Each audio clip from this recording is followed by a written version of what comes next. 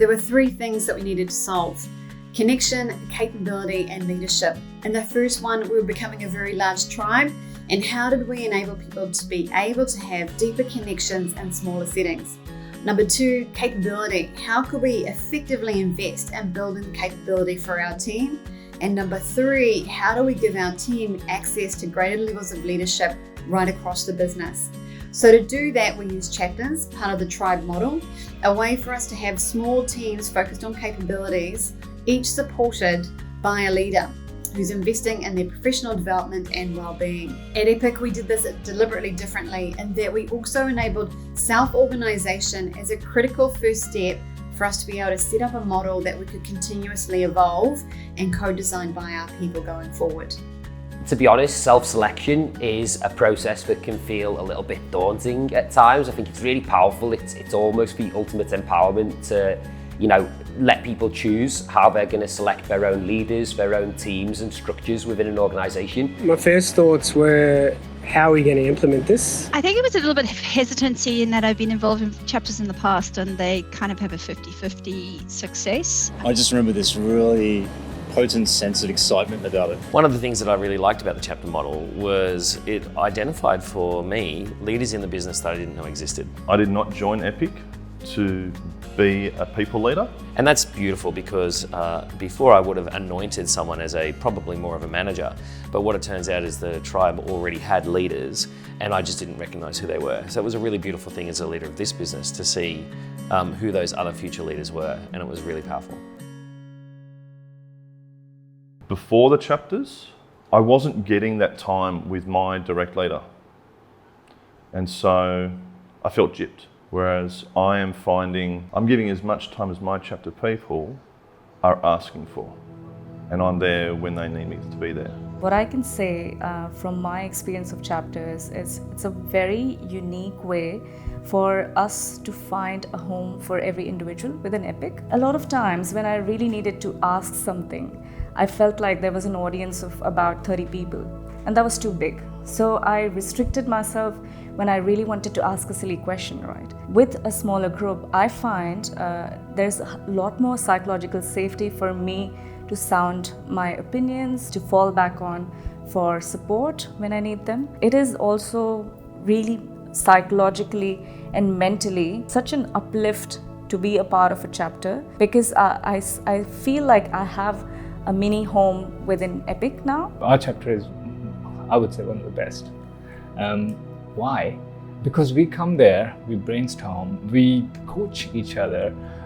A person comes with a problem, they have been struggling, this is their space. They come, they talk about it, and suddenly magic happens. They go with some, action items, they implement it, they come to the next one, they say, this is what I did and this is how it's working. So it's just beautiful. I think the thing that's making this work is that Rob and Bianca and Lisa, they aren't being prescriptive about it. We've got an idea of the objective. We don't know if that's the right objective. So it's like a two-way exploration, and that makes it safe to ask questions and try new things. So it's one of the most interesting spaces I've been in a very long time. I've never had it in a corporate environment before.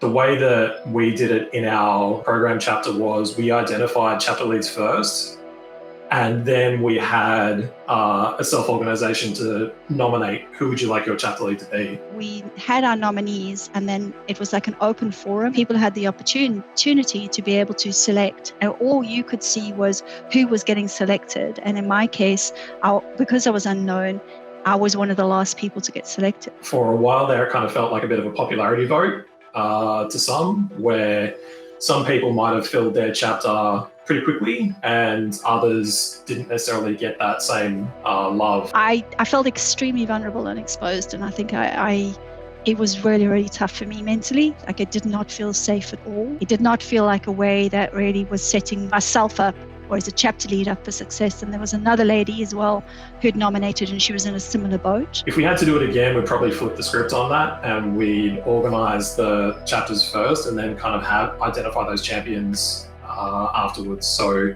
you don't really have that spotlight put on you, I guess, in a sense, and have that, excessive vulnerability.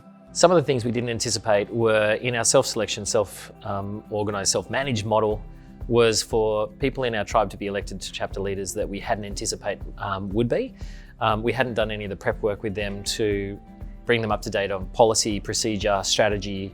We didn't necessarily have great one-to-one relationships in place at that point in time, but the tribe identified them as their leaders. And so on a positive note, it meant that we were introduced to leaders we didn't know existed.